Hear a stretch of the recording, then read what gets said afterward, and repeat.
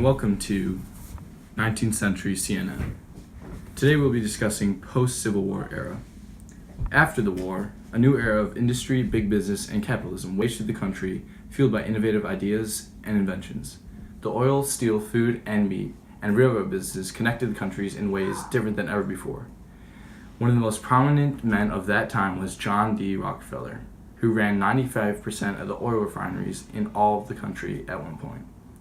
As dominant and as successful as this was, and as much as it helped the economy, Rockefeller's tactics and his beliefs on big business and monopoly mindset was a problem for the rest of the country and the population that worked under him.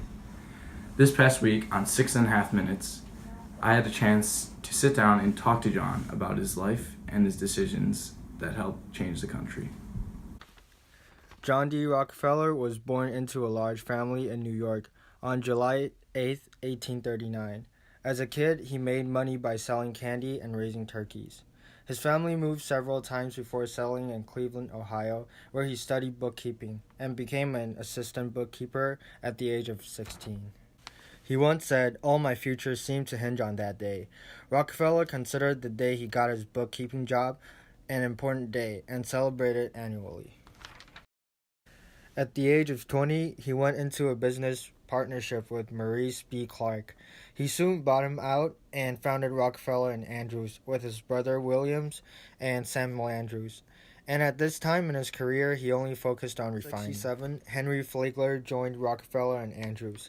The company grew larger by incorporating local refineries. In 1870, the company became the Standard Oil Company. While running the Standard Oil Company, Rockefeller succeeded in extorting from the railroads a deal that gave him major advantage over his competitors, preferential rebates.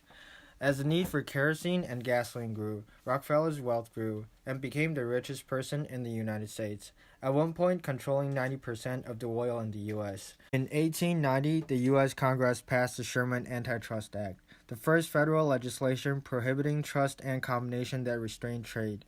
2 years later, the Ohio Supreme Court dissolved the Standard Oil Trust. However, the businesses within the trust soon became part of Standard Oil of New Jersey, which functioned as a holding company.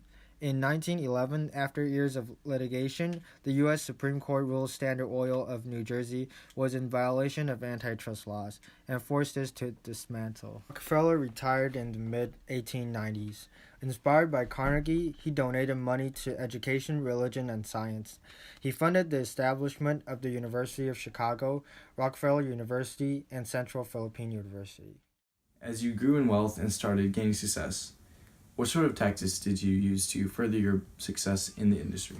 Well, in 1865, I borrowed some money to start my own firm, Standard Oil Company. So from there, we bought out the Cleveland refinery that I invested in 1863.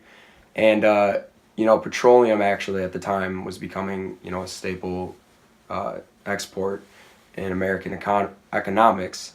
And so we needed, I saw the money in it and I went towards it.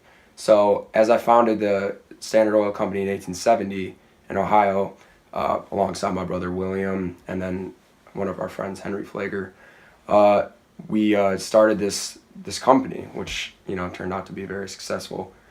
Standard Oil, gained monopoly over the oil industry by actually buying, rival refineries and developing companies for distributing and marketing its products. So what we were doing is we were buying out companies, and soon after a while, we kept getting more and more control over the oil industry, and basically there was no competition anymore.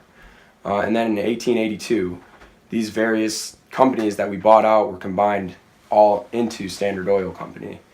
And in order to exploit the economics of sales, Standard Oil did everything from, building its own refineries to hiring its own scientists. So we really took pride in, taking the oil out of the ground, shipping it, and getting it to the consumers.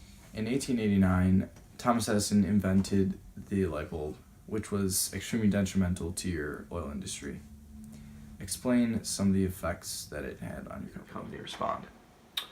Well, as you just said about the light bulb being invented, it actually kind of did, hurt our business a little bit, because before electricity, we were using oil to light lamps, originally being whale oil, which that business actually went out of business once we founded, once we started refining oil. And, but yeah, no, as I was saying, using oil with lighting, kind of came to an end, because electricity was just way more practical and logistical and everything else. But, alongside with that, what actually benefited our company was the invention of the automobile. And you may say why, but the thing is what were they thinking cars should be run on? Was it steam? Was it electricity? What was the solution? But the most reliable of those was, gasoline. And what do? We refine and, give consumers the gasoline they need to fuel their cars. So that really, made up for the invention of electricity, getting rid of the oil for using lighting and stuff and so forth. In your lifetime, you were well known for being very influential to society in terms of money. What donation are you the most proud of? Well, the best investment I've ever made was probably in the University of Chicago in 1890. Really helping that school get up and going was, I take a lot of pride in that. But besides that, other donations I made, were to certain foundations such as the Rockefeller Institute for Medical Research, and, among others, just different science, religious, and educational facilities that, I thought could really benefit the common good. The Sherman Antitrust Act was passed by the U.S. Congress. What were the effects that it had on your industry? The Sherman Antitrust Act had significant effects on our company. In 1892, our company was actually moved to New Jersey, and it functioned there until 1911, when it, was closed down. And actually, from there, it was closed down and divided into 30 smaller oil companies. So that's the effect that it had on our company. Hello, Junior AP History class and Dr. Gallagher. I love American history. Please give Lux an A+ and go Yankees! Woo!